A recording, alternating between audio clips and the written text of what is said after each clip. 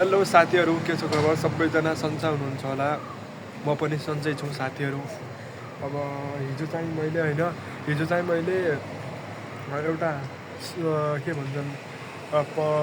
चरा समाएको त्यो चराले मलाई मसँग त्योसँग पनि फोटाहरू पनि खिचेको थिएँ पिकहरू पनि खिचेको थिएँ मैले तर त्यसलाई चोट लागेको थियो त्यसको हामीले मलमपट्टि गऱ्यौँ त्यसको हल्दी लगाएर त्यसको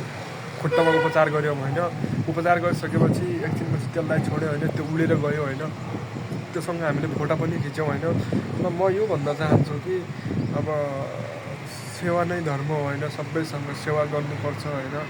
आफ्नो चरा होस् या जुनसुकै होस् खाना त हामी खान्छौँ कुखुरा खान्छौँ त्यो अरू कुराहरू मांस त खान्छौँ त्यही पनि अब त्यो चोट लागेको पीडित त्यो परिवारलाई मारेर के पाइने हो र त्यही भएर हामीले त्यसको उपचार गऱ्यौँ सबै कुराहरू गऱ्यौँ अरू साथीहरू यो भिडियो चाहिँ हजुरहरूको लागि मेरो 35औँ भ्लग हो 35औँ भ्लग हो यो भ्लगलाई सपोर्ट गरिदिनु होला अहिलेको भ्लगमा